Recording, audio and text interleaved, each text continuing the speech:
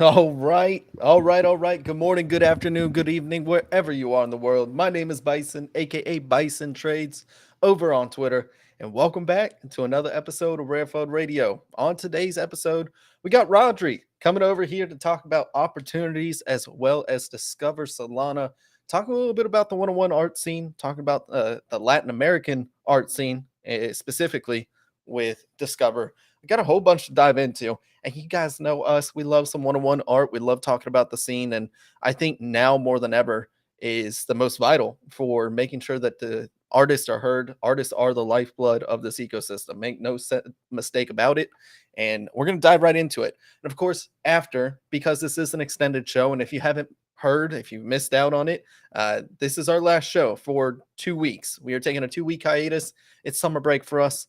Y'all, we've been doing this like nonstop for the past year. So we're going to take a little break. We're going to get a little breather. We're going to recuperate, recharge. We will have more content on the channel, which, by the way, if you are listening and you have not subscribed yet, what are you doing? It's free. You just hit that little red button down on the right. Yeah, right down there. And hit that little bell notification so you get notified every time we do go live. It is usually 2 p.m. Eastern Standard Time that we go live today and Tuesday. Did something a little bit different. We are having a guest on as well as having our normal show as well. So for about 30, 45 minutes or so, we're going to hear from Rodri. We're going to talk a little bit about him and what he's been cooking up. But until then, I got my brother in content, my man, Mr. Door. Door, how we doing today, bro? Yo, dog, what's going on, man? Back for another one. Every day's a holiday, and I'm ready to jump into it, man. It's literally a holiday because this is our last show before we go on break. So I ain't gonna lie, I love you guys, but I'm excited for it. It'll be nice not to have to stream every Tuesday and Thursday at 2 p.m. EST, giving you guys all the alpha, letting y'all front run us. You know what? I get to keep alpha for myself for a couple weeks, but then after that, I'll be feeding you guys as usual. Yeah, it's gonna feel nice, dude. Like Yeah, like you said, I love doing this. This is a same, dog. passion It's project it's for us. fun. This doesn't feel like work to us, No. but we do need a little bit of time just Mhm. to recuperate and recharge, and we're gonna be okay. But we do have a lot to get into today. So without further ado, let's jump right into it. We'll see if Joe's joining us today or not. But if not, we got a guest for the first half of the show. But jumping right into it, we're looking over on TXO, TIEXO.com. Head over to the analytics tab, go over to the 24-hour volume, and we are looking at 57,000 Solana volume. Ugh, Oof, ugh. that's nasty, dog.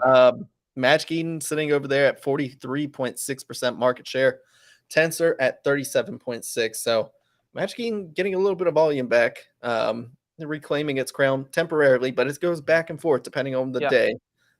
Magic Eden definitely doing more of the market volume.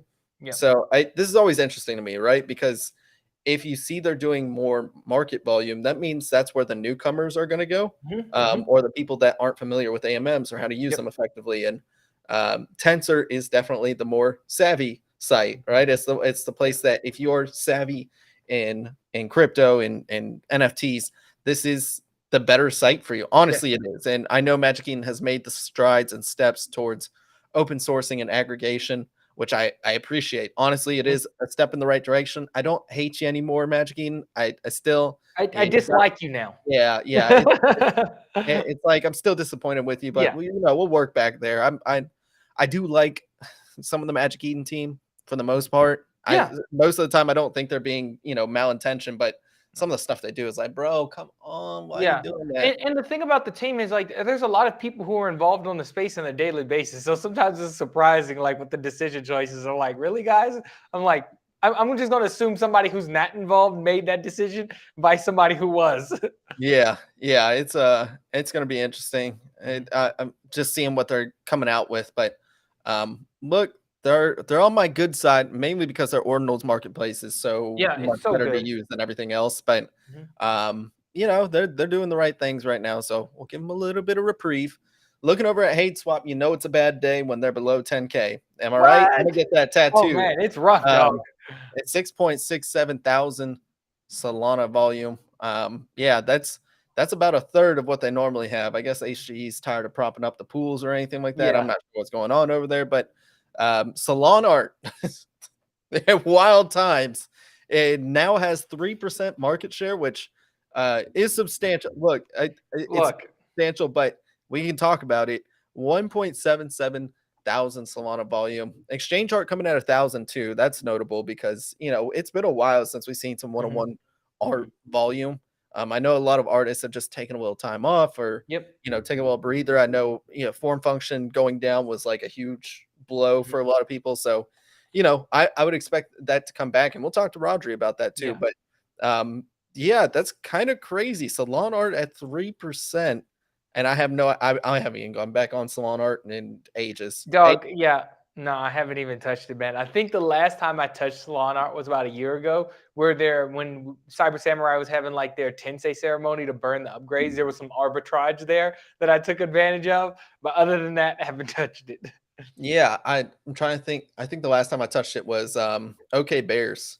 OK Bears did Salon Art and Soulsea. I found some on Soulsea. I was so scared to press that buy button. I Dog, didn't. it's sketch. Had I actually done it and got it, it was a 7 soul wood fur bear that would have pumped up to like 250 minimum. I was Man. like, "Ugh."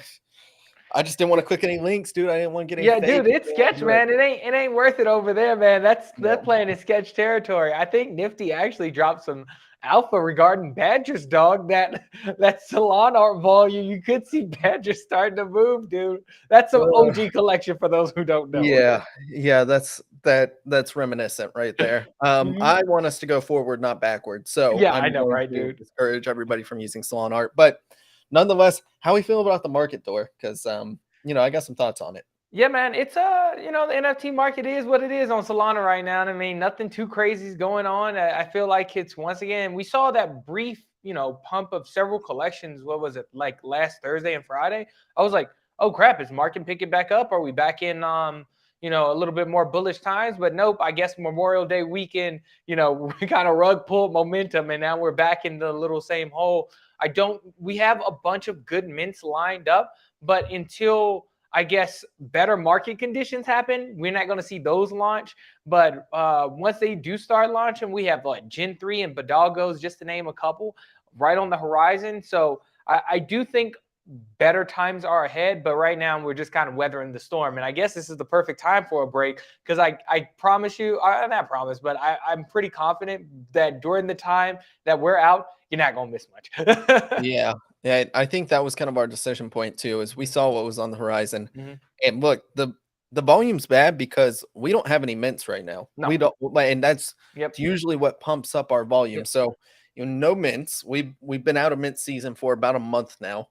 And we've seen it. The only thing that's really minted of substantial value was Asset Dash.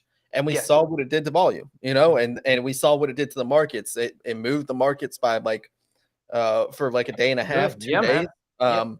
It wasn't just the volume that went up, it was people actively trading. So, mints allow a nice rotation cycle where it is still PvP. We still have very few wallets on the ecosystem, but what it allows is for people who were able to mint, they're able to flip a profit or at least parse out some of their portfolio. Some people are able to buy in.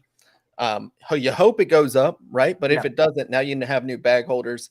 The people that were able to profit are rotating those back into the projects they love, and it just happens on a cyclical basis. So, without mints, it's not a whole lot's going to pump. I mean, that's just the nature of Solana, the nature of our ecosystem, the nature of really any NFT market, but I would say Solana especially. And I think that's a good point that you make, because we see that over in Ordinals right now, and I think everybody's kind of like in their euphoric stage where it's just mint and print season. Like everybody's flocking over there. We have mints galore, and that's, I think, contributes to the volume being so high on Ordinals right now. I would definitely be interested to see how that liquidity rotates, and if it does rotate when there's slight pullback or kind of like balances out back to either ETH or Solana. Yeah. Yep, it's gonna happen. So, look, I think we do have 3 mints that are on my radar that I am heavily going into. We did have Ocean Explorers on, so I definitely want to try out the game. I'm not gonna ape in or anything like that, guys. I just full disclosure on what I plan on doing. I want to try the game because I'm just an idle gaming fan through and through. So I'm gonna go try their game.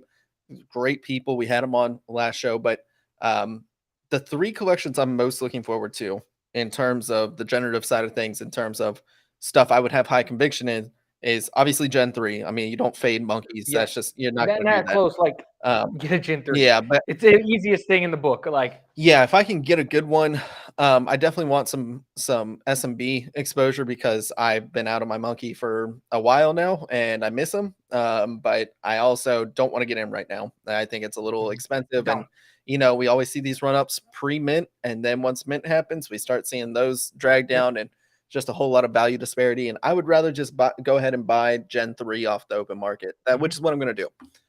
Yeah, and I think that's the best route, honestly, dog. Just get one that you like. Like, I can't see them going past 40, 50 soul. Like, I think that's a good entry into Monkey DAO, in my opinion. That's if you don't get a whitelist or anything.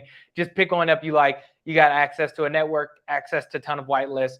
It'll pay itself back in no time. Yeah, the only thing I'm worried about with that is that it's a 15K collection instead of 5K. Yeah. So your whitelist opportunities are going to be a thirded because if you do get 3 times, let's just say 3 times more people, now you could have a bunch of holders, like a lot of singular holders who are holding multiple. So it may not be as skewed as 3x less the opportunity, but at the same time, you have a bunch of people, you have access to a bunch of people that are influential in the space. So we'll never fade the monkeys.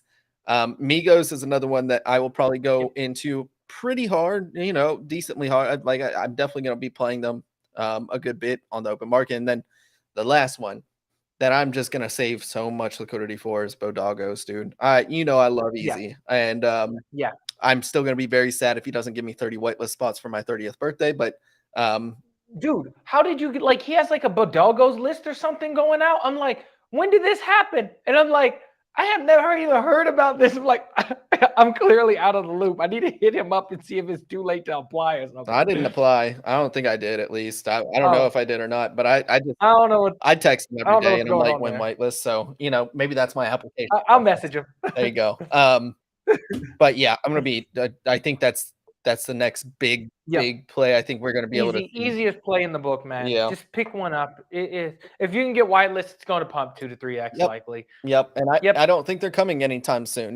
Like I don't think these are coming until late June, if anything.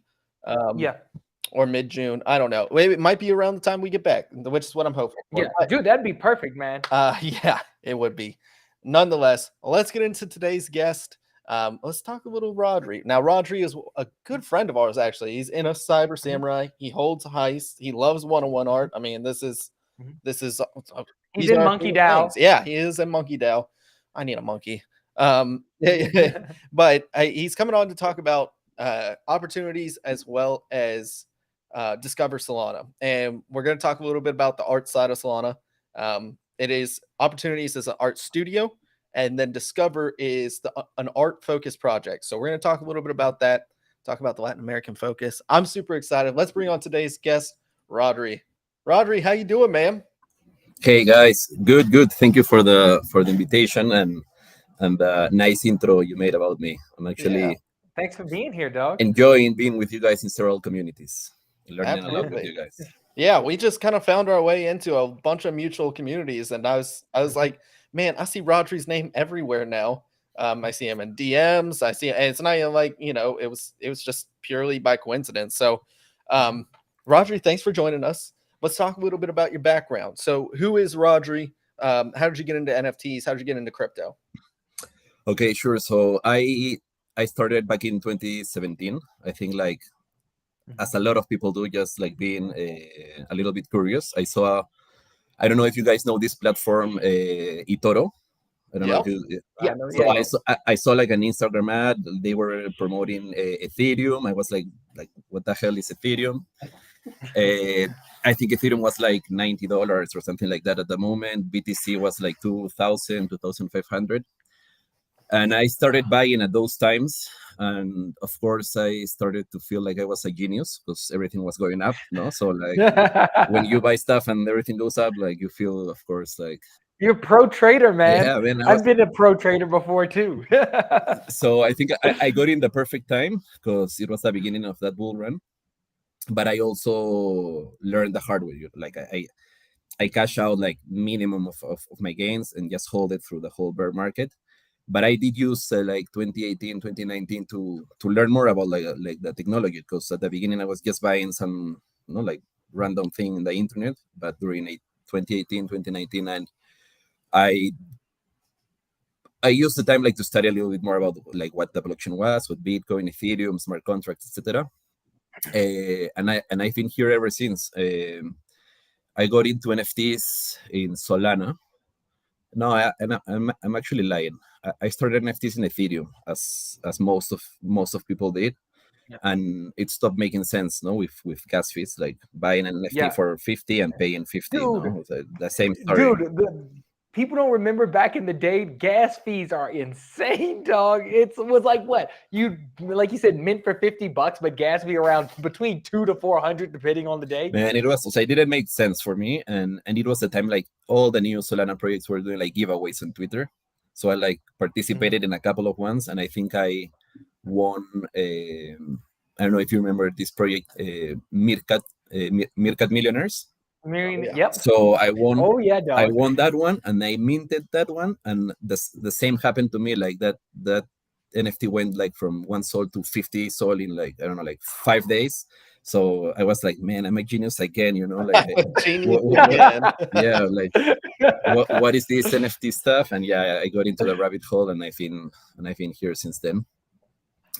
So yeah, that's basically a little bit about me. And since last year, I've been like I launch a project, because for me the best way to learn about the best way to learn about something is doing it, no? So that's how I usually do things. So in March 2022, we launched Opportunities, which was my first project. And the name Opportunities, it's because our mission was to create more and better opportunities for Latin American creators and artists. Because I'm from Peru, and I've lived in South America for most of my life. And I have a big network here. I understand like how things work, and I see the disparity of opportunities that just by being born in this part of the world, you can have like being born in the US or Europe or other parts, right? So our initial idea with Opportunities was to create something like Olaplex. I don't know if you guys remember Olaplex, but yeah, I remember all of that. But you could, like, artists could build their own storefronts, mint their NFTs, and sell their NFTs. That was like the initial idea. And then when we were setting up the project and doing our community building, we decided to pivot a little bit into first making a launchpad, and then like this other launchpad focusing in artists, because if the art market right now is down, it's still pretty small in Solana. At that moment, it was smaller, so it made sense financially to first focus on helping projects launch, and then we could focus on the art market. So yeah, we did a mint in March of last year. It didn't went well.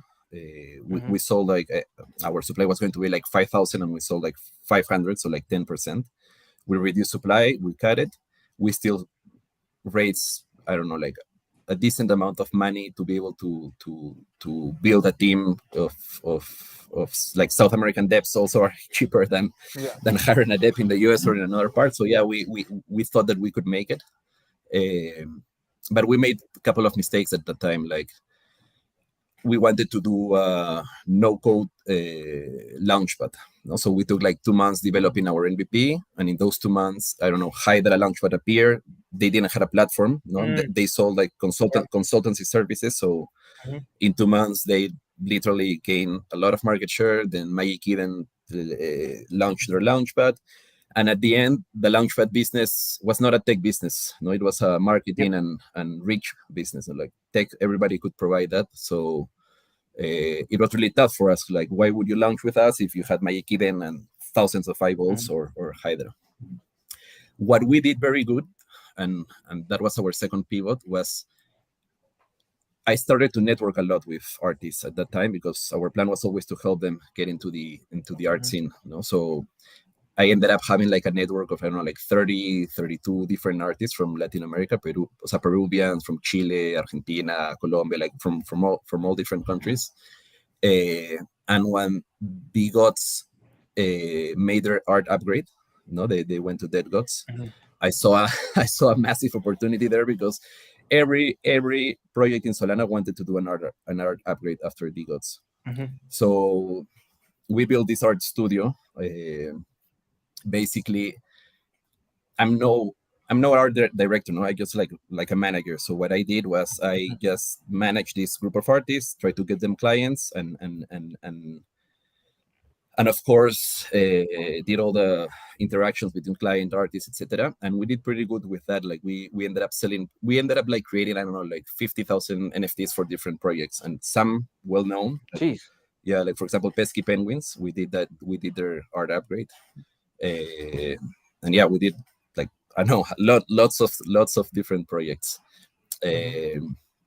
However, that was not enough, because my bigger interest was that the artist was the guy that won out of that transaction. So like Opportunities took a small fee, but it was not enough to support like a whole project. And during the end of 2022, bear market, FTX and everything that happened previously, I spoke with the community, and I made the decision like to stop Opportunities idea of having the launchpad, etc., because it was not worth it. We had our wallet was running low, and like market didn't make sense to try to push. I, however, did tell them that I wanted to continue in the art scene, because that was like my passion. I love working with artists. I am no artist. Like, I cannot even draw with sticks, but I love working with them. Well, guess what, dog? Neither can I, man. Because No. your boy is a terrible artist.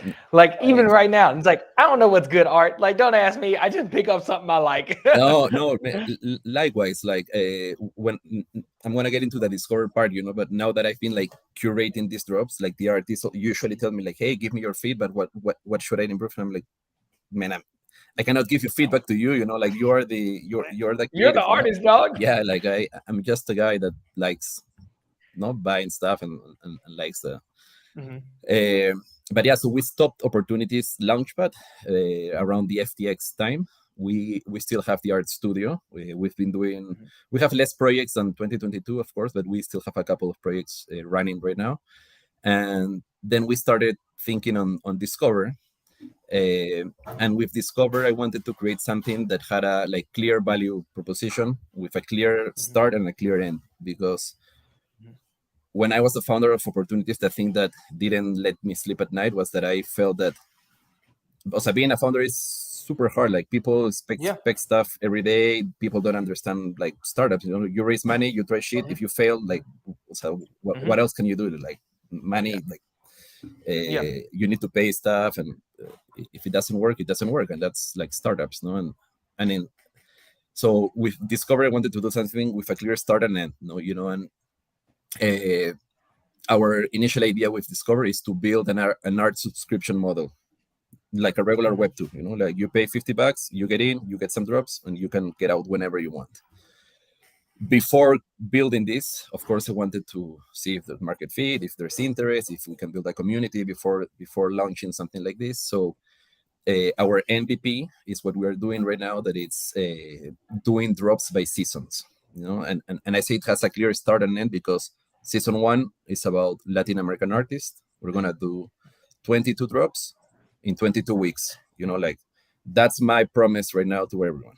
And afterwards we'll do season 2, etc. But it has a clear promise, and that allows me to be able to sleep at nights.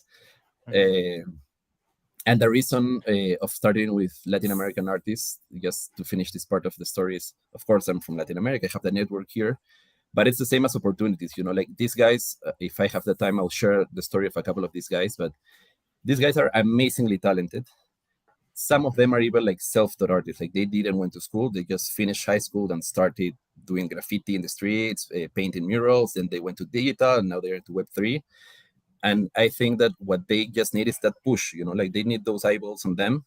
And once people see them, I think they're gonna understand who they are and the value that they can bring to the scene. And that's basically Discover, trying to get these artists into the eyes of collectors and trying to make collectors' lives a little bit easier, because we are doing the job of curating the artists, of bringing them, like there's no 22 art.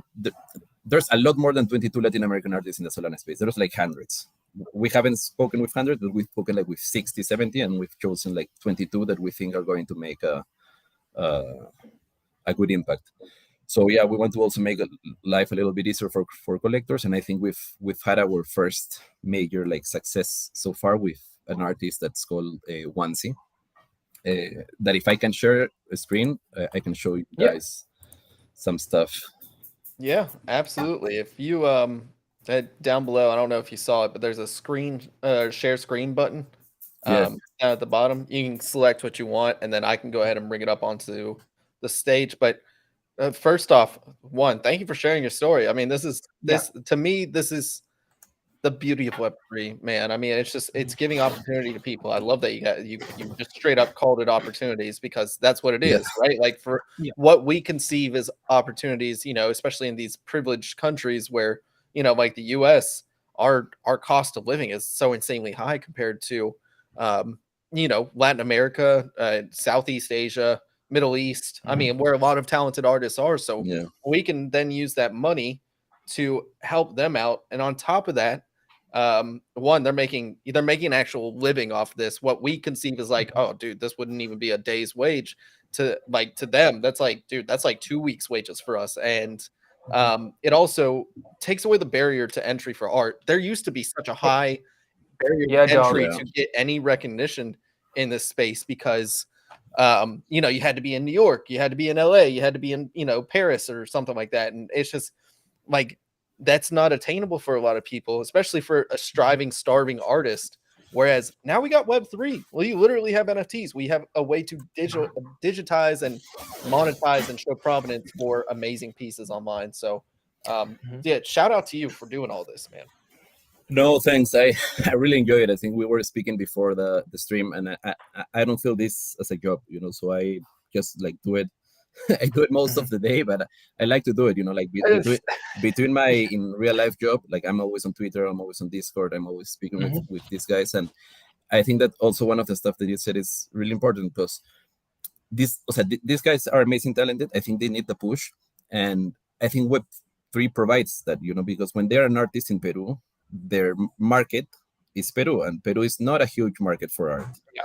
So when they create their Twitter account and they get into Web3, their market changes from, I don't know, like 10,000 people in Peru to maybe 100,000 people around the world, and that provides massive opportunities. And I wanted to share two things. Like the first is this guy, Wansi. Wansi has been working with us since the beginning of Opportunities, but he recently launched his one-on-one, for now, editions. I'm gonna look for him first. He's gonna do a drop with us in Discover as well, but I've been helping him a lot on the side to like everything he's putting on Twitter, retweeting, Discover, etc. And I think that our first success came when Smoke, that it's in Cyber Samurai as well. Smokey? Yeah, Smokey. Yeah, I know. Where it's like that's my boy. That's my boy.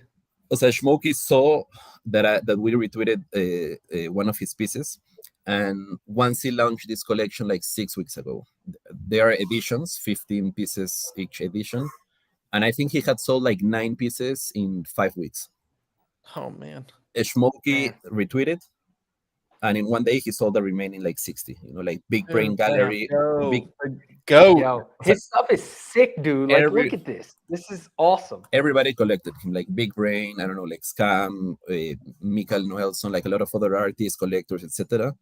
And I remember having a call with him like that night, and he was just like extremely like happy about it, like.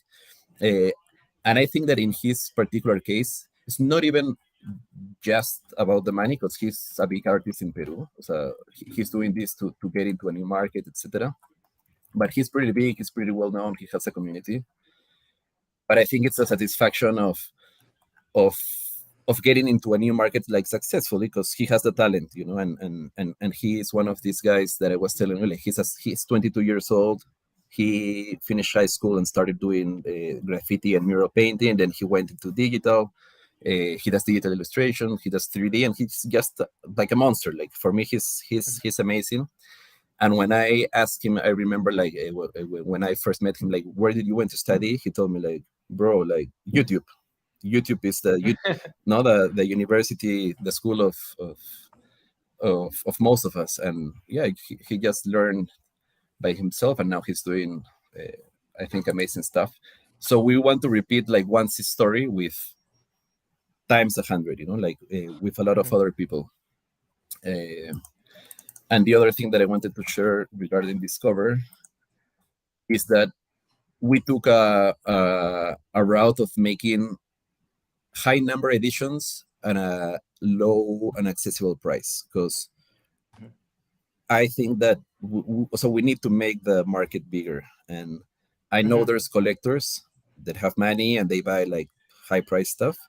Yep. But I know that there's also a lot of people that, they don't have like 10 soul to spare in art, but they can spare like $2. $2 is not even like a metro ticket or like a bus ticket or something like that. Between $2 and $4. Can you drop that link? Yeah. And are these editions still available? Can you like go in and buy these now?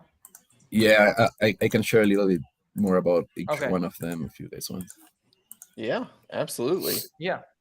Where should I, in the private chat? Yeah, that's totally fine. Yeah. I'll go ahead and grab it real quick, and then I'll put it in the.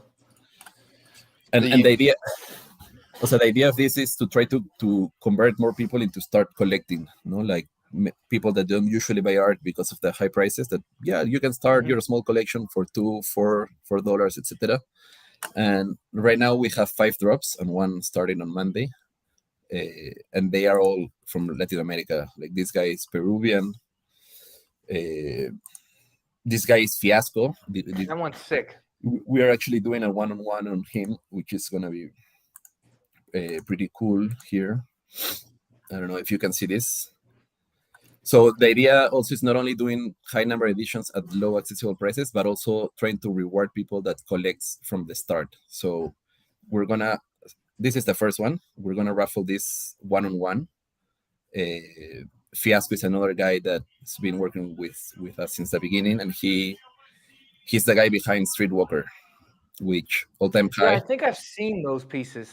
Yeah, you probably have. He's also I call these guys, they're all monsters. They're all amazing and stuff that I wouldn't be able to do. But I've seen those. Those are sick. His all-time high is like 77 sol, and like for 0.7 sol you can participate in this raffle, because like the initiative is like you need to collect one of each, and also a second one from El Crudo to burn it, so like 0.7 sol, and you can participate on winning this one-on-one, and that's how we want to make this a little bit more fun and not just like every week making a drop. Yeah, so I do like the idea that these are kind of like raffle tickets, but like pretty badass. Oh crap! Or on YouTube, pretty awesome art of that you can keep even if you like don't want to. And it's like, once again, I do think it provides that accessibility that keeps people away from the one-of-one space. A lot of people might find one-of-one art cool, but don't want to drop 20 to 100 sol on it. But if they like something like these, would make great banners for your or for your Twitter profile or other places, so you can just drop a couple dollars on it and boom, you have a great piece of art that you could potentially enter a raffle with. Yeah, exactly. Like I see people that like people super digging on Famous Fox raffles, like throwing Solanas like every day. But yeah, you can, if you don't win our raffle, you still have 5 cool banners that you can use and you can use to support the artists, etc. And the brief that we gave all of the artists, it's pretty simple. It's just like try to share your story as an artist in Latin America. And what I like is that even though they all have the same brief, of course they are all like completely different. Like this is, so compare this to this one, completely different. This one. I was just looking at this one, and it great detail. The Chicana, dude, these are so sick. But this is what I'm saying is I love, Latin American art just has so much variety, but at the same time, when you see it, has distinction with it as well. Like that everything looks different, but it is Latin American inspired when you're looking at it. Just their line work, the thematics that go behind it, you can tell how inspired it is by Latin American culture. So, and it doesn't matter. I mean, like, dude, you just see so much rich history in these pieces, and for me, that's what's so sick, dude. Like, these are so good. Yeah. So that, like this guy, we did this guy is Samahel from Brazil, and I think he could be a history teacher if he was not an artist. Like we did a Twitter space with him last week or 2 weeks ago. No, he gave us a master class on history, like stuff that I didn't even know about Peruvian cultures. He knew more about it, and he created this piece that I don't know how long this took him to create, but I think a lot of time, because it has a lot of detail in it and a lot of different historical One thing that I love about the one-of-one space, and especially like buying stuff from artists, is like to support them in their journey. I buy my one-of-one pieces because of the person. It's like, not only because of the piece, it's like, oh, this piece is awesome, but what's the story behind this piece? What led the artist to create something like this? And I think hearing that narrative, especially from people who are, and even from, people struggle everywhere, but I think people resonate with the hardship and resonate with individuals trying to better themselves and really want to support that in that action. 100%, and that's what we're trying to do with the Twitter Spaces. The only barrier right now that we have is that most of these guys are not fluent in English. I think that's the bigger barrier. Yeah. They are avid users of ChatGPT, Google Translate to engage in Twitter. So like right now we're doing the spaces in Spanish, but for example, we're gonna do a space in a couple of hours with Fiasco, and I think that knowing his story, it's gonna give it the piece a lot more value, as you were saying. Yes. Like, why is he called Fiasco? Like I know his story, and all his art is around masks. Like this is called self-portrait. The one that we're gonna raffle has a mask, and if you see all his work, they usually have a mask. And just to tell a little bit of his story pretty quick, he's also a self-taught artist. He worked like 8 to 10 years in different random jobs. Like he was an assistant to a cook, he worked in a call center, like different random jobs while he was learning and developing his craft. And when he started gaining when he started gaining traction on Instagram, like the Web2 space for artists, he told me, like I felt like a fiasco because I was not a real artist. I didn't study anything. I was not a real artist. So I always thought myself as a fiasco. Like I'm not a real artist. However, people see me and treat me as one, and that's why he always uses like the masks in everything he do. But yeah, if you just see the piece, like if you go to his profile here, you're not going to know his full story, and that's something that we're also trying to help, like create some content, sharing his story so that people know him as a person and not only as an artist, and I think that's when it's personal. I think it's better as well. Yes. When you know the artist in a personal way, I think it's always better.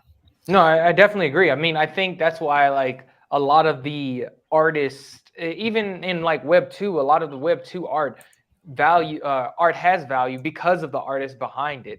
Like nobody's just like, for me at least, once again, I'm not like some huge art collector, but just because you draw a painting doesn't mean it's like people love that painting. Many people draw good paintings. What's the thing that separates that good painting from others is that individual's narrative. And I think that's really what propels pieces in this space. At least my opinion. That's how I judge things. Yeah, no, I completely agree with it. Because as I was telling at the beginning, like I do not consider myself like an art curator or someone that knows a lot about this stuff. I just like working with them. I like supporting them and trying to create them opportunities because I think they deserve it. I think they have the talent and they deserve to have the attention and the recognition. So yeah, that's a little bit about opportunities. 22 drops, 22 weeks, season 1, and then of course we're gonna think on season 2 about a different topic, maybe another part of the world or just around a topic, So that's what we are working on right now. Dude, I love it. I just bought all of them. Yeah, I'm about to buy all of them when we get off stream because my internet sucks.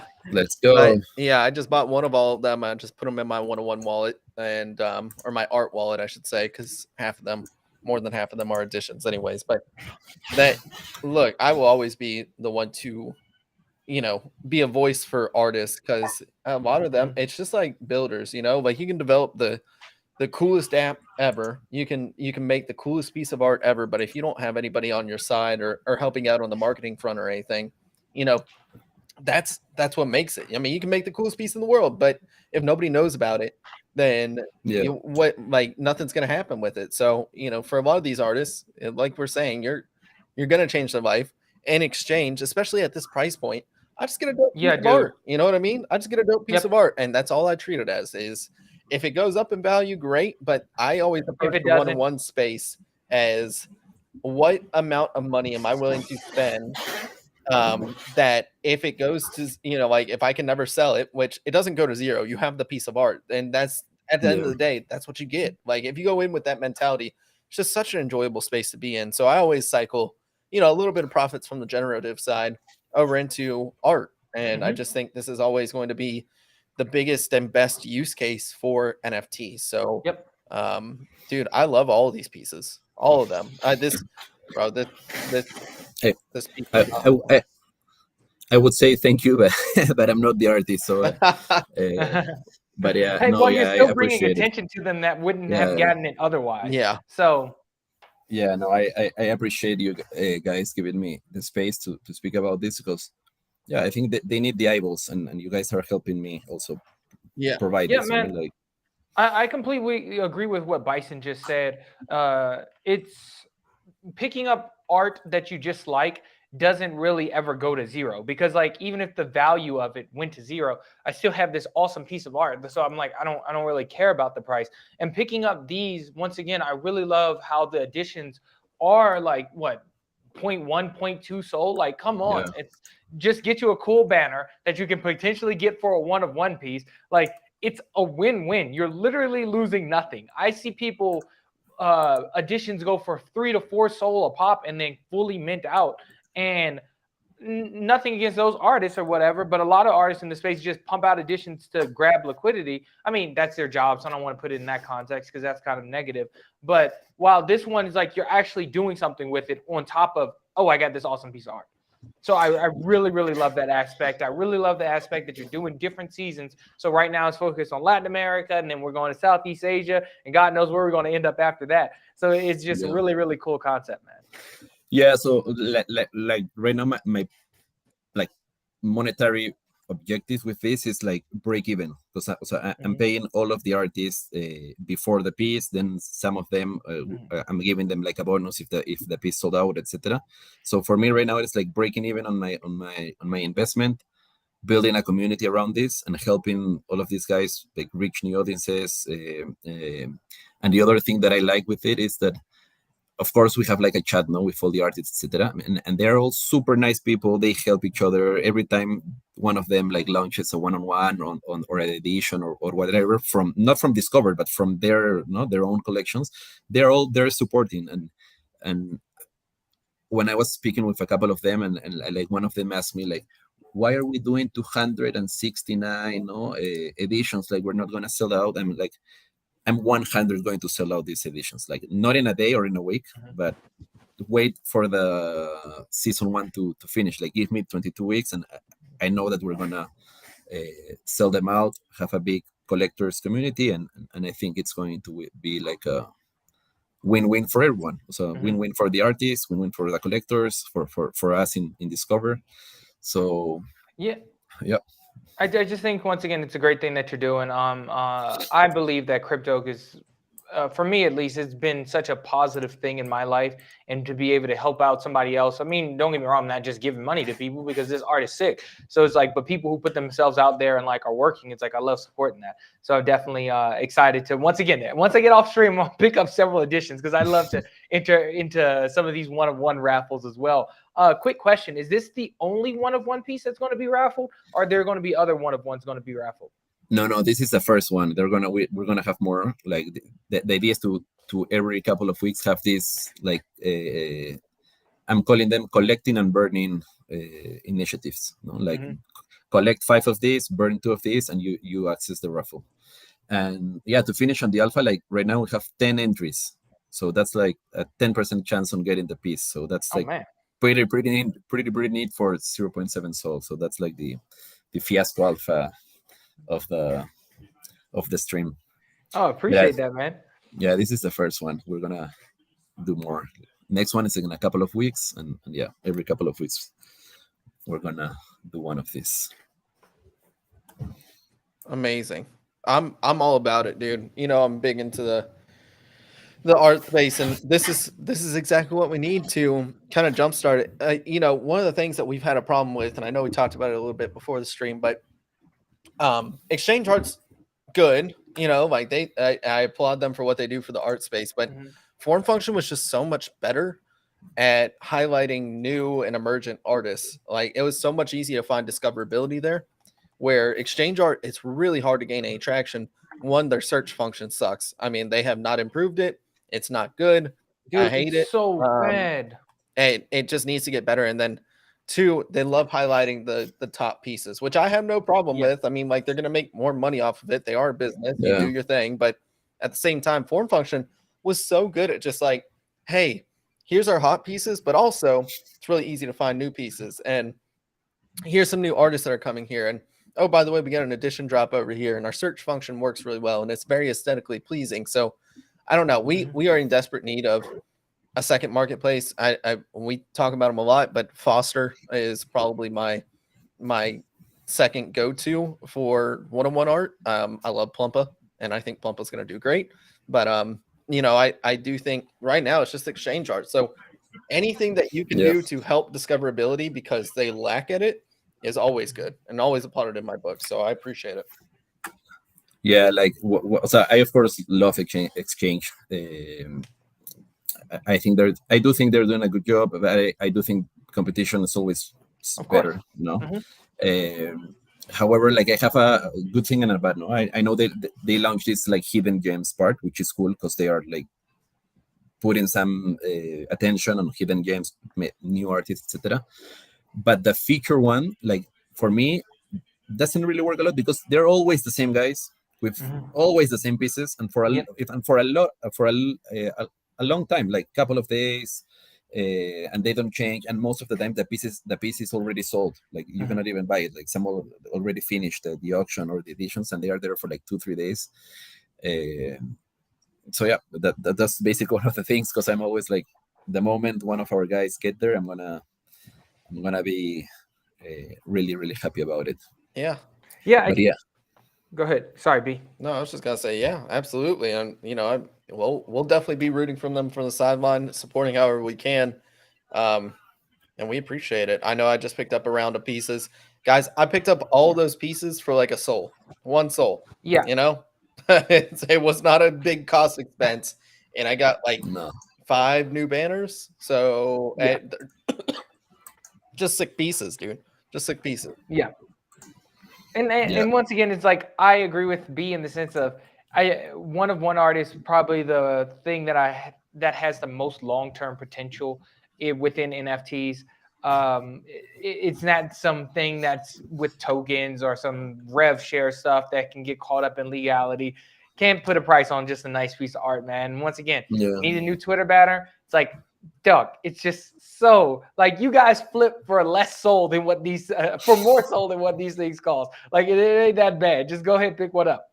Yep. Yeah. No, appreciate it, guys. And like I don't know, like one of my final comments because I'm looking at the hour. I don't know if we have a lot more time, but so yeah, like right now, $2, $4. I think it's. I see people today, with the Bitcoin and Ordinals meta throwing money at everything. So I feel like I think like the gas start fees cost more than that, dog. literally costs more than one of these. We do think, however, on launching on one-on-one. I'm still thinking how to do it. Like one of the ideas that we have is launching like a PFP one-on-one, and each piece made by a different artist. I think that would be awesome, but I'm still like trying to figure out how all of that would work. And yeah, just like we are here to stay. This is that gif of the farmer. It's not much. It's not much, but it's honest work. Yeah. So yeah, just give us a follow if you guys like what we're doing, and we'll help you discover new artists. Absolutely. Guys, I did post down in the description below all of Rodri's information, all of Discover, all of Opportunities, Twitter, the Discord to go into Discover. So yeah, go ahead and check them out. Seriously, this art's amazing, and I love that there's going to be thematics. I love that you guys are exploring different parts of the world and different inspirations. Discover's a 6 series, and I'm excited to follow along and see what I can do to help out just from a collector standpoint. So I appreciate it, Rodri. Thank you so much for your time. No, thank you guys again. I think I've said thank you like several times during the show, but it makes me happy to bring what we're doing to more people. Just a couple of last comments. Like we're also speaking, for example, with Sol City Radio. We're going to try to make like a partnership there to maybe be their Spanish speaking spaces or something like that. And yeah, so I'm trying to move my network and my connections to bring the attention that I can. So thanks again, guys. Yeah. Well, thank you, man. Rodri, you are an absolute blessing to the space. We appreciate you. And seriously, thank you for your time and wish you the best of luck. I will be continuing to follow along and collecting Same, pieces dog. along the way. Thanks, guys. Have a good one. Gracias, man. Dor. Take care. Bye, Have a good one, Bison. dude. All right. Well, guys, that was Rodri. If please go forth, pick up some pieces. They're basically free. I mean, seriously, I spent, pretty much. I think, a soul maybe to pick up 5 pieces. Their additions, there could be some fun burning mechanics. The art's super dope. I mean, I love banner style things because you get more detail and stuff. I mean, that piece, the Chicana, is so good. That's my new favorite piece. I think I have edition wise, at least. I like that Fiasco piece, man. I'm gonna pick up that one, dude. I'm gonna pick up all of them. But yeah. Oh, dude, guess who showed up? I mean, he's been in the background, but I was like, hey, he's not gonna talk during the interview anyway, so you know, it's fine. But hi, Joe. How's it going? Yeah, you couldn't be more spot on. Sorry, I just got back to the RV. I hopped in just as a listener, like a VIP listener backstage, you know, closer. But yeah, sorry, my AC's on in the RV. It's pretty loud. So, but yeah, I wanted to hop on. I know it's the last show, so I was trying to get here for sure. It just made it in time. So, didn't even hop in the cold shower yet because my propane's empty and I have no hot water. So I'm waiting on that. But yeah, man, let's talk some stuff, man. Let's talk some market. Let's get into it. Yeah, absolutely. Let's talk the market. We got about 30 minutes or so to just dive in before we take a 2-week break, guys. Again, please do yourselves a favor, subscribe to the channel. We will be coming out with content still. It's just 2-week break from the show. Then we'll jump right back into it. June 20th is going to be our first show back. I heard that might be an interesting date for a few reasons, but I'm not talking about it. Nonetheless, yeah, we are taking a 2-week break. We're going to jump right into the market because, I mean, there's not a whole lot to talk about. Somebody did just buy like 118 Oogies, which is interesting. Dude. They swept them up to 16.5. So if you got into Oogie, congratulations. Yep, that was a sweeper. Yep, somebody has said, I love the community. For every 10 likes this gets, I sweep one. He got like 1,100 likes or something like that, 1,180 likes. That's community right there. Look, if you can galvanize your community to get some sweepage going, that ain't bad. So, congrats on the big sweep to Oogie. Sharkify, almost breaching 30. I'm so torn on Sharkify because I was talking to Easy about it in today's space where it's kind of the same thing we're going with in Heist where your upside's almost capped, your downside's capped too, because you know how much you're going to make, when you're tied to a token of some sort. But your upside's also capped. And it's tough. I also don't necessarily agree with that because we saw what DGods did, and they were tied to Dust for a long time, and they just ran. I mean, I know Dust was like $6 a dust at one point, but it did run down, and they still went up in price. So. It doesn't always necessarily work out with that. But dude, I like to put DGods in the anomaly category though, dog. I don't think it's wrong to go with the trend, but the trend doesn't work for DGods. They break the trend. Yeah, I mean, they do. And we got season 3 coming out. I know Joe's looking forward to that, going back to his OG Nova DGod, which is one of the sickest in the collection. Most iconic, if you were to ask me. I would say that I'd take that over the Frank DGod any day. But I'm excited. I mean, we do have stuff coming on the horizon. I do think that this break could not come at a better time because I do think this next 2.5 weeks is going to be not slow, but I don't think there's going to be a ton going on. I think Ordinals is going to be the place that you see a lot of volume and movement, a lot of developments over there. Ordinals is turning out to be what we expected Sui to be. Sui is dead. Sui was dead on arrival. Ordinals took its lunch money. Shitcoins took its lunch money. And I just think that Ordinals is going to be the place that if you want some insane value over there, you go for it. At the same time, if you're investing for the long term or you're looking to pick up projects for the long term, I still think Sol is just so stupidly undervalued. I think there's so many good builders and communities over here that you put money in now, I think you're going to be looking back and saying like, man, that was the smartest move in my life. again, I'm gonna knock on wood just in case, financial collapse and nobody wants to buy JPEGs or anything. But I think in a couple of years, it's gonna look like the smartest decision you did. I'm right there with you, dog. I think that's why I'm not like leaving Sol. I am trying to get a good hold in Ordinals because I think liquidity upside for gathering as much BTC as possible is there now due to BRC20s and Ordinals, and I'm trying to capitalize on that. And while I'm capitalized on that, I'm going to continue to build my Sol bag. I think it's important to diversify. I never saw any other potential in another chain that I see that Ordinals has. I mean, because it's Bitcoin. It's been around the longest. I tried my hand at ETH.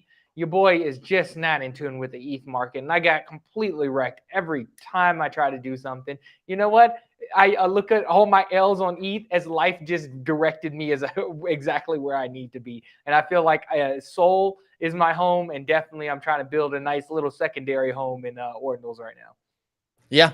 I mean, it's the move. I think there's no denying it at this point because we're just seeing everything over there move with pace.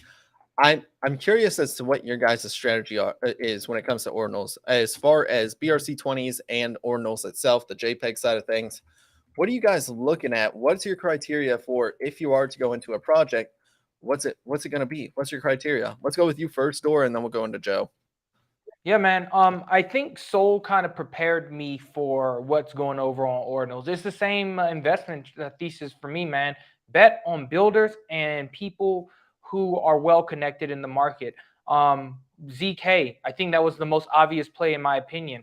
One of the core people on DeGods that helped them rise to where they were today.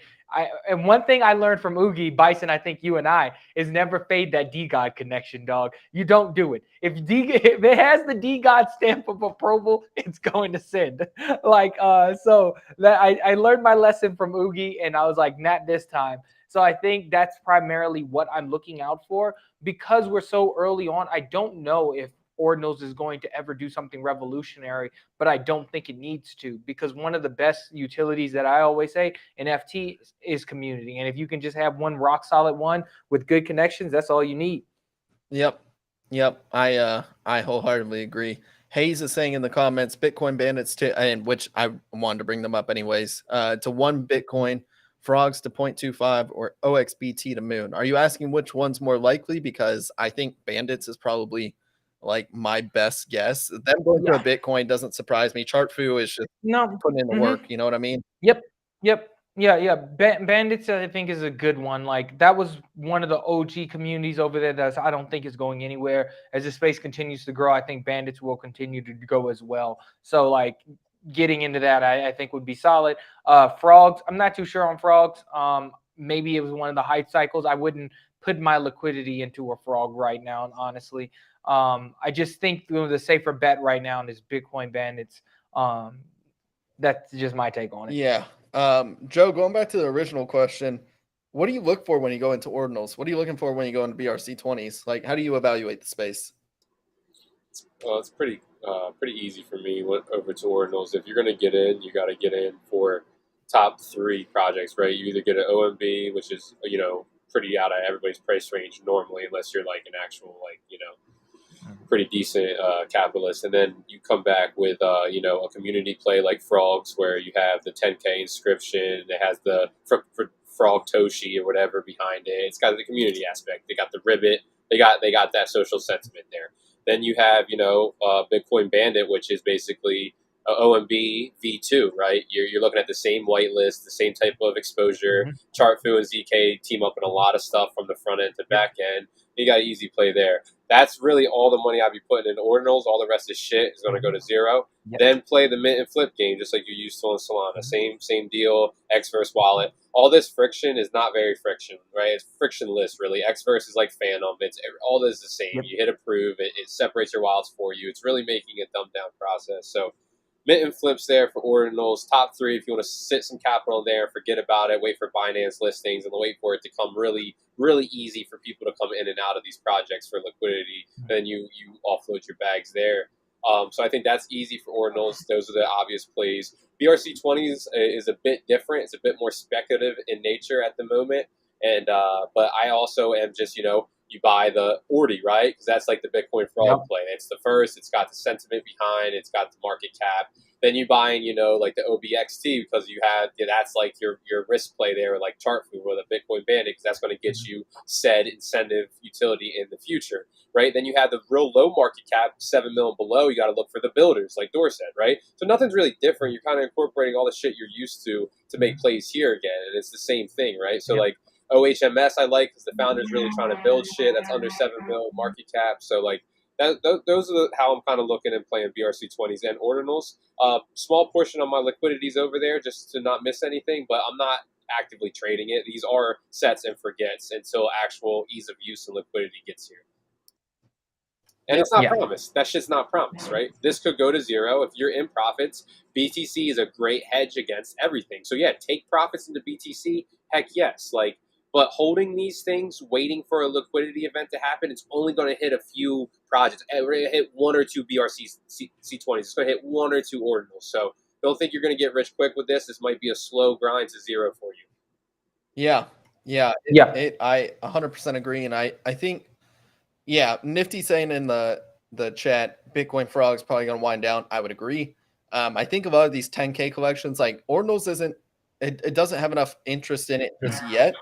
I think there may be a large amount of people that flip OXBT or Ordi or anything like that into some JPEG. So maybe see a little bit of relief rally there. I'm focused solely on these smaller collections. I think the Bitcoin Bandits and the OMBs of the world are probably the safest bets. And like Joe was saying, I think Bandits are undervalued. And that's not me saying OMBs overvalued. This is me saying Bandits are undervalued. Like, it's twice the size, but also I think Chartfu has just as much of a finger on the pulse of the market as ZK. I mean, maybe not. I think ZK is just top tier, but Chartfu's right behind him, if anything, and they partner on a bunch of stuff. So if that's Chartfu's in OMB, I think he has multiple OMBs. Yeah, so like 4 or 5 of them. I mean, so they're on the same page, though. Yeah, hand in hand. So if you're looking at valuations, you look at between them, you're like, oh well. Bandit's probably undervalued here at 0.35. That being said, they're at 0.35? Yeah, they're at 0.35. They ran up from 0.19 the other day. Like I looked at them, I was like, I should buy this. And then they're at 0.25 on our last show, and now they're at 0.35. So steady. I think they'll break 0.5. I have no doubt about that, man. They easiest play in the book right now is 0.5 seems inevitable.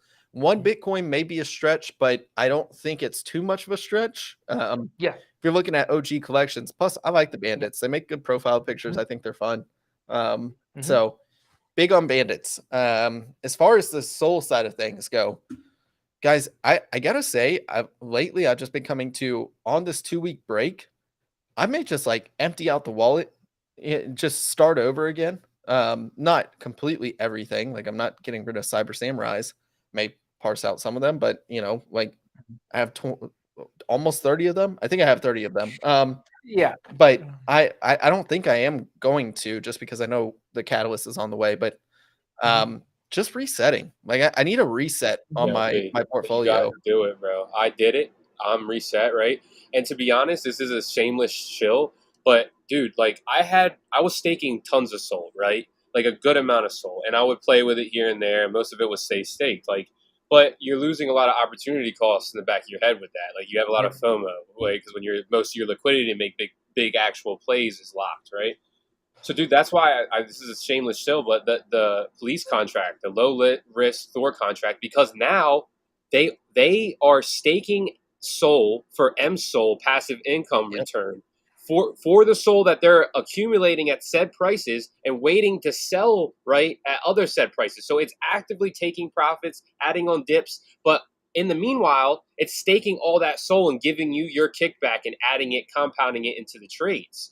So you're earning what you're doing, plus you're getting that risk on, but it's spot, and it's really back tested spot bot. Like it's a different type of a DCA bot. So like. That alone, I think, like to reset, but also give yourself something in the back of your head. You go, I'm gaining my passive. It's there. My Sol's still here. I still have exposure, but I'm resetting on this front. I think has really helped me to be like, all right, I'm cleansed. Let's start over. And I think that's a great point, bro. Dude, I 100% agree. I do have a frog now. I did buy on the dip, so I do have a frog now. Hey, ribbit, If dog. it goes below 10, I'll try to start working towards 9 because, I mean, like you said, it's a no-brainer. They're literally making you money. It's just Web3 for now. 4X is coming. Like, this is all alpha. 4X, Web2 stuff, dude. It's going to be a DeFi hedge fund that, yeah, what your frogs are giving you now is not even what it's really going to give you. It's just like, dude, I'm all about passive stuff. And if I can take and it's like proven passive. Like, it's not the Yakuza high risk trading on 15-minute time frames. That's for a whole nother degen, right? This is a true spot account that is going to do what you couldn't do because you have too much emotion. Spot is a different game. And when you can do that through algorithm and also get MSOL, staking, compounding in the meantime with 4X and all these other commodities coming, just think about it. Like, crypto is one thing, but using this Thorbot and these other algorithms on actual commodities and equity, it trades much cleaner. There's opens and closes. You can algorithmic put a high frequency bot into action on those type of markets way easier and way more efficiently than you could with crypto. So there's like a lot of things to read in between the lines because I don't think a lot of people have this knowledge. And why would you? It's really some niche nerd stuff that you have to sit down and really learn. But yeah, it's wild. It's DeFi for Sol, which is huge for Sol. People that love Solana, guys, like DeFi needs to be a little bit bigger and stronger for us. That TVL needs to creep up for us. Like, regardless of all the cool shit that we're doing, that is a mainstay for us. So yeah, I'm trying to support anything and anybody that's doing DeFi, cool shit in DeFi for us. Yo, Joe, so you don't need a Cyberfrog to access this tool, right? No, you'll pay the max 20% on gains. So you'll pay $20 on a $100 gain if you don't have a frog, which is great to check out, right? Like, just to throw in your money, say you're doing a $10,000 position in 90 days, you get 12%, right? $1,200, you'll be paying, said 200 off of that. So you'll be banking a cat 1,000 from that. So like, it's a percentage, but one frog gets you 5% off of that. And gets you manual calls as well. And you can stake and stuff for that for Kira. Kira has its own DEX and is full deflationary and no more emissions and is needed, it's token gated for the actual contracts. So that could be bigger down the line. And there will be like 4X trading coming along for this auto trading bot as well? 100%. Stocks, sick, tokenized stocks, 4X. Like, really cool stuff. And you guys gotta realize he's actually going out and getting like money now, right? Like, he's actually like, okay, I'm gonna go search and get some money to build some really cool things. But yeah, so there's plays to be made, and to reset, like B said, is great because we have new hype mints coming. Time to flip your liquidity, get back into really compound and Sol, right? And like, then the market gets hot again. And like, unless you're loaning and lending right now, you're playing like for maybe 5 to 20 Sol swings if you're lucky. What's the risk drawdown on that? Like 40%. It's hard to play Solana like that right now. So yeah, to reset, refocus, maybe grab a few macro plays, have your hot wallet set up for the mint and flips, and like really get back into the yield play, which I think is going to be a meta coming up. We had the shit tone mech, and we normally see DeFi and yield come up. So I think we might see some of that coming. Just having liquidity on the side to play that meta would be cool as well. Yep. That's what I'm going for. So yeah, I picked one up. I think I picked one up at 13. So it's just a little below where I got it. But I don't care if that gets me 5% off taxes, with Cyberfrog taxes, quote unquote. Where they're just taking a percent off. Look, if they're making me money and they want to take a percentage of that money and they, of the profits or whatever, by all means, go do your thing. Like, that's what you pay fund managers for. This is literally going to be a decentralized hedge fund. So I'm all here for it. I think Andy's great. I still need him on the show, and I will bother him once we get back from our 2-week hiatus. But I do think, look, whatever I can do to be hands off at times, automate my positions or anything like that is good. I get to go out and do Web 2 stuff as savvy as that sounds right now. Like, that's making me more money. So dude, I've been gone this whole time. I put $7,000 roughly into the spot bot, right? I'm up 4% on my money. I've been going for almost 2 weeks now, and I have an average buy-in of $19.48 on Solana, and they've accumulated almost 300 plus Solana for me with USDC value sitting there to deploy back in. So it's like, would I've been able on the move to compound my like larger like portfolio 4 or 5% safely? I don't know. That's hard to do. You know what I'm saying? In a 2-week span, that's so like, yeah, it's not the greatest of gains. It's not spectacular degen 20, but it's like you set it and forget, look back in a year. Oh, cool. You know what I'm saying? That type of thing. So yeah, it's a different alley. Honestly, this thing is kind of revolutionary in my opinion, because it's like a lot of individuals with high net worth typically give their money into investment funds to do the same thing. This platform makes it accessible for average people who want to be involved in the space, who want to trade, but don't want to invest as much time as we do by living and breathing this stuff. Just set it and forget it. Just DCA in there and boom, like 4% on doing nothing. Like, what do you ask? That's good for me.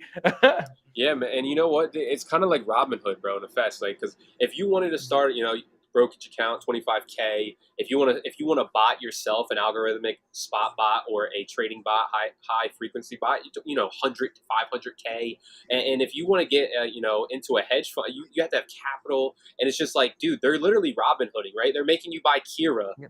To open up any contract. Like, okay, that's like 3 SOL or like 2 SOL to open up a contract, or even less now. So it's just like they're kind of like giving the opportunity to the little guy to be like, no, just because you won't make $1 million, but yeah, we can compound you to 100K in a couple years, like safely. Like, we're giving you that chance to have, like, So that's what I like about it. It's like it's a really moral and ethical way to go about it, I think, because they could be monetizing it a lot differently with all the stuff that they're coming with and providing. But no, they're deciding to reach out. They're not going to galvanize their community together to like mint out something else or extract more money from their community. They're going external now. And they're bringing that back. So it's just like little stuff like this during the bear is like, oh, you keep a key mind to that, because it's like if they're doing this with the least amount of hype, no one patting them on their back or anything like that. What happens if we do kick into a good cycle, upward momentum, DeFi locks in? Like, I think the upwards trajectory is there for this and a minimal downside, right?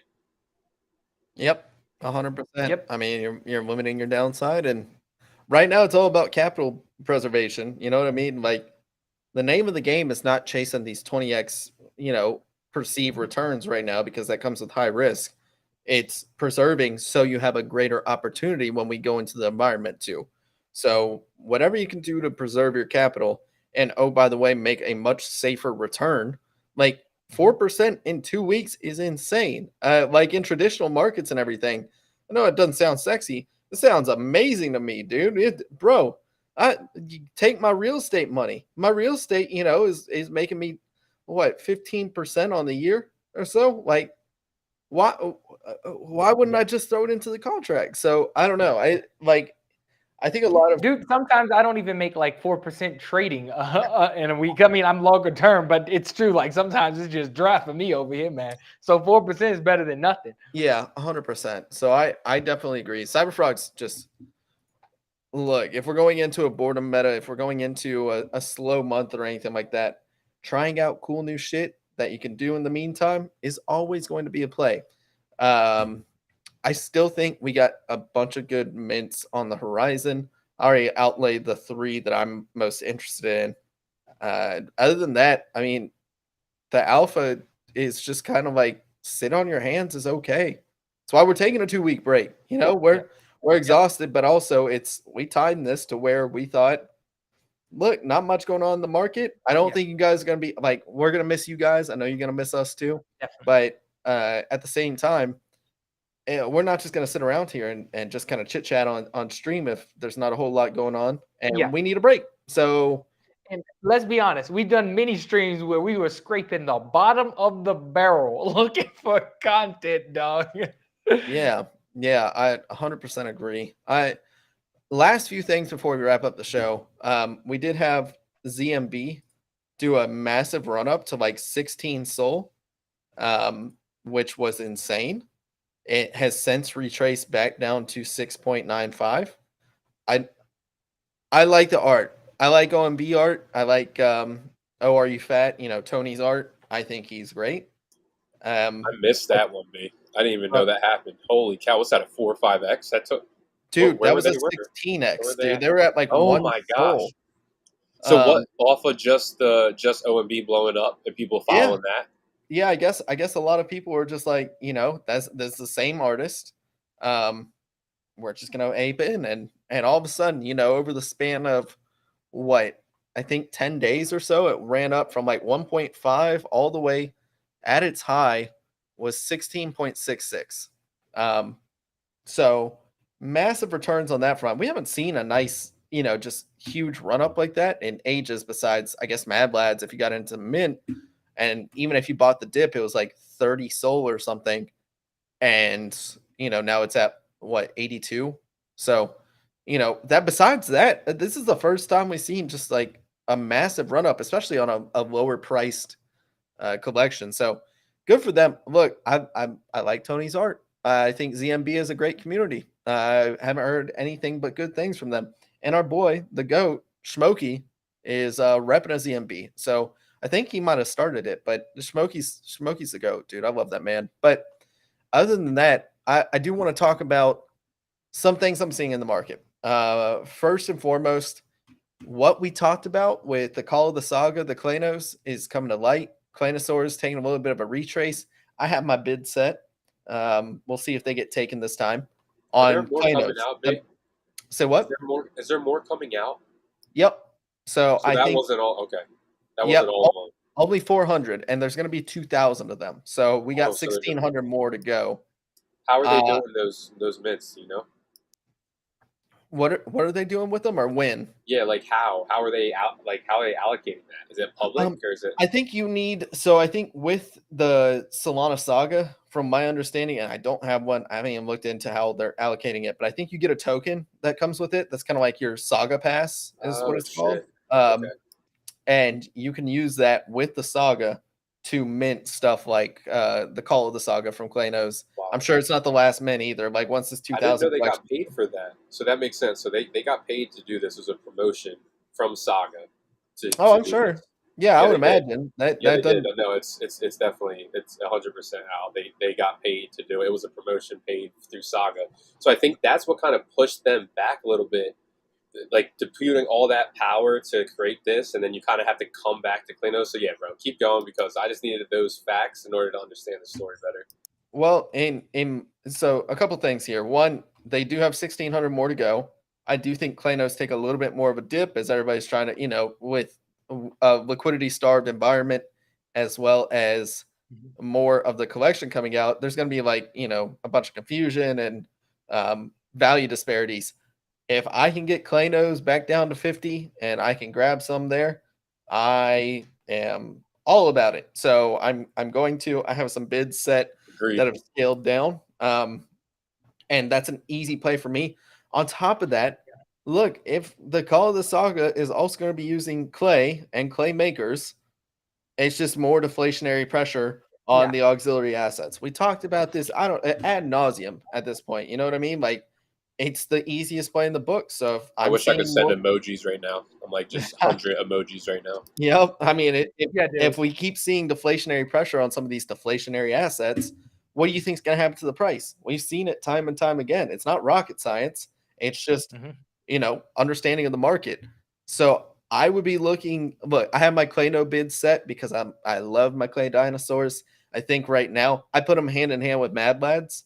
In the same value equivalency. Yeah. They're tackling two different spectrums, right? I mean, the Mad Lad's going to be more technical and backpack and everything like that, but they both have uncapped upside to me, and that's, I think, what's most sensational to me, right? It's just like, yes, they have no value cap on these.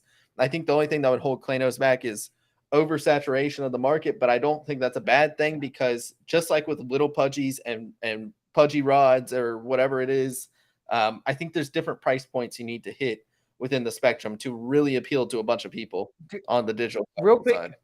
On the pudgy side of things, man, their toys just came out and they don't look good, dog. Like that ain't it, man. Yep. Like if I was a pudgy holder, I'd be bearish right now, dude. I mean, it's first iteration, and that's, obviously I don't think that's a Lucas side of things. I think that's a distributor side of things. I think there was some pictures that look worse than others, but you want uniformity throughout your toys, right? Like I'm sure there are some toys that came out looking like they should have, right? I also saw some that had terrible paint marks and, they just weren't up to standard. I'm sitting here like, what?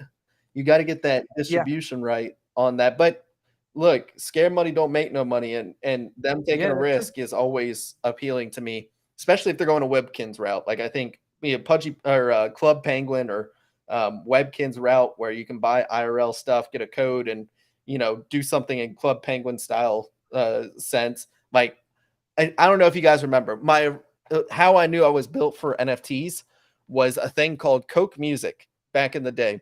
Now with Coke Music, very Sims like, right? You got an apartment and you can expand it and you can do all this stuff. You can buy some, but you had to have Coke points. What they made you do is you had to go out, buy a bottle of Coke. Underneath the cap, you had a code. You had to redeem it and you got Coke points, right?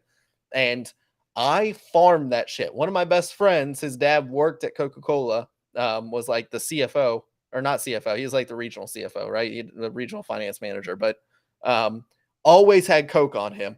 I hoarded that shit. We were like Coke Music fiends. And I viewed that. I'm like, man, that was fun. That was fun to do as a kid. I saw a bunch of people that were in their teens or 20s or anything doing the same shit.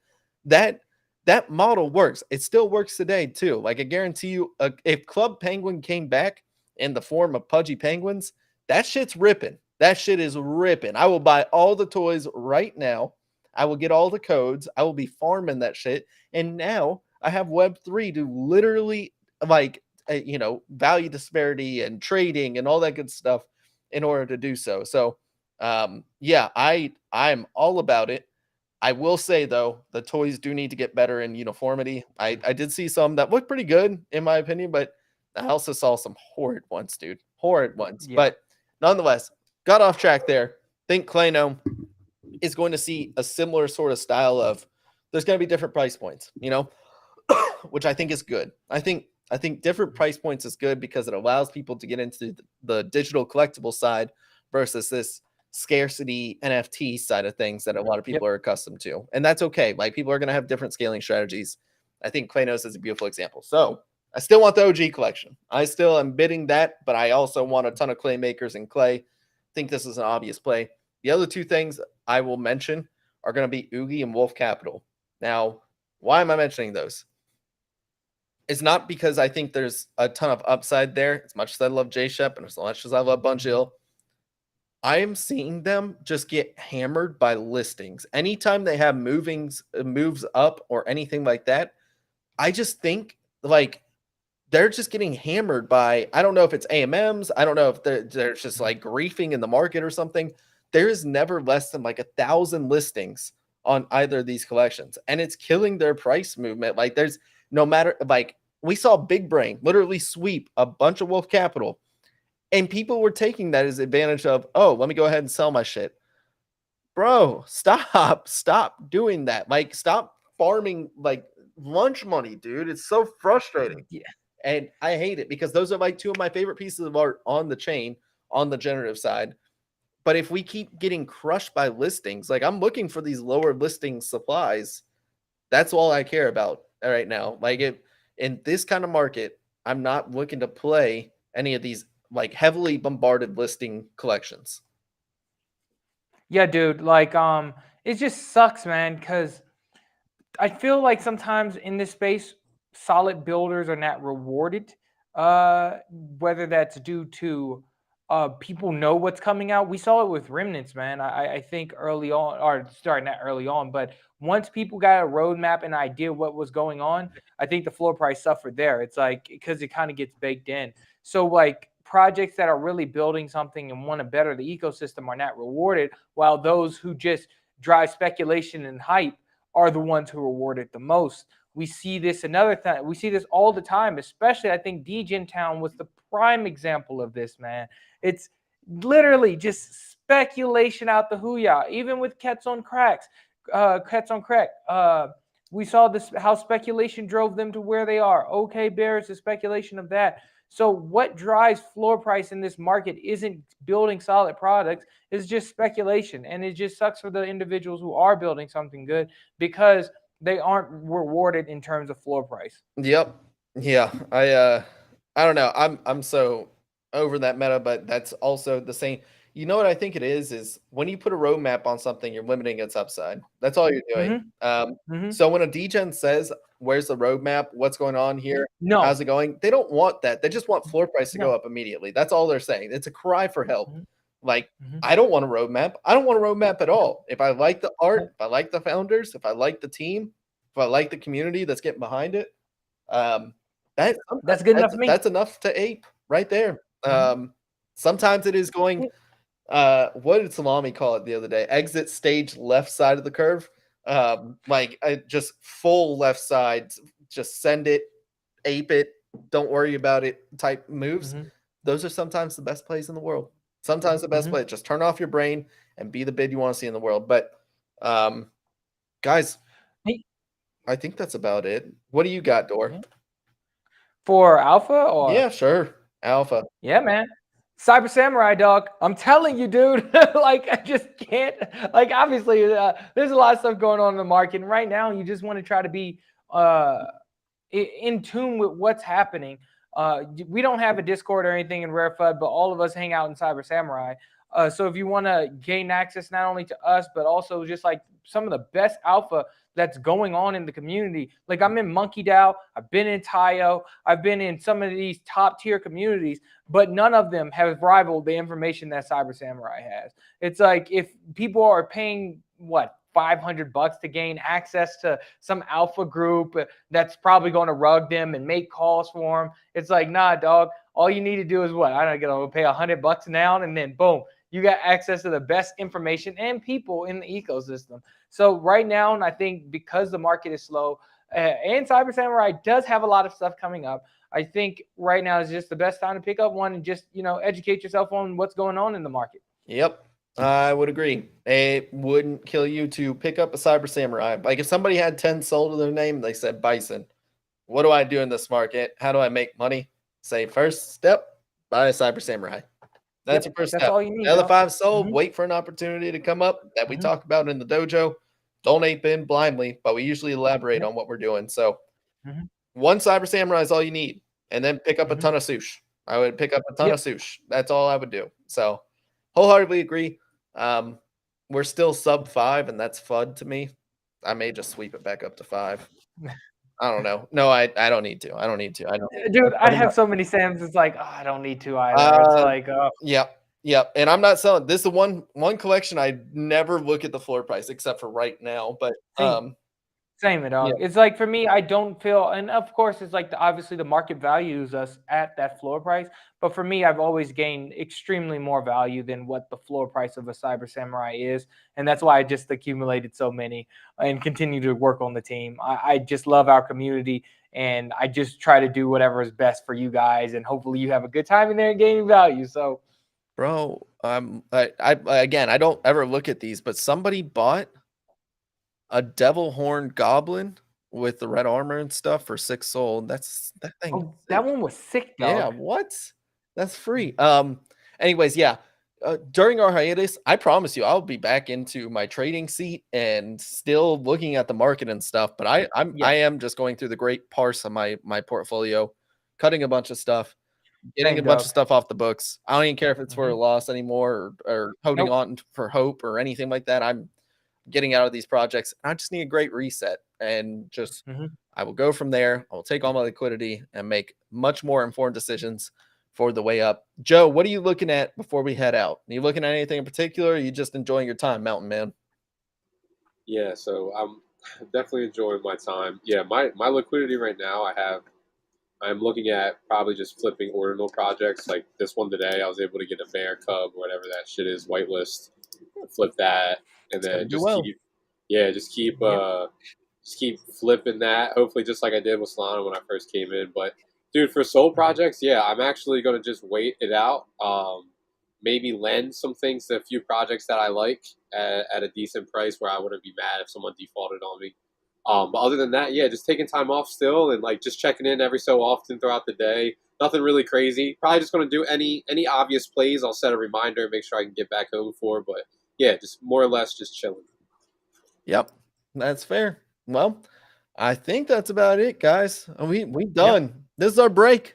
Summer vacation. Dude, I feel like this is the last day of school. I'm just like, let's go, dog. Yep. The bell's about to ring. The bell is about to ring. Thank you guys so much for tuning in. Seriously, we will be back in 2 weeks, June 20th. Mark it on your calendar. During that time, we're going to chill. It's going to be my 30th birthday too. So back when I come Hey, back, I happy will be an B-Day. old man. My joints are going to hurt.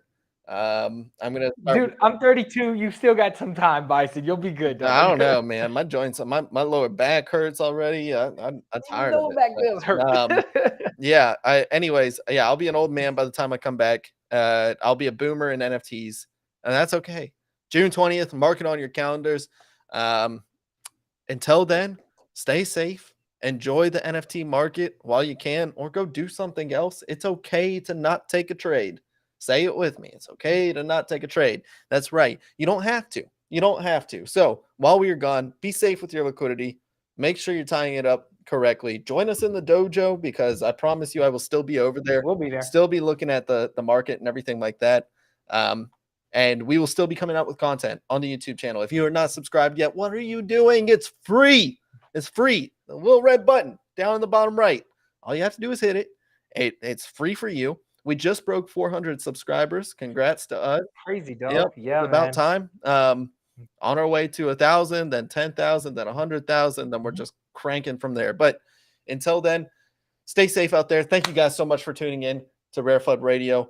Enjoy your weekend. Enjoy the break with us. And we'll see you back June 20th, wherever you're watching, wherever you're listening.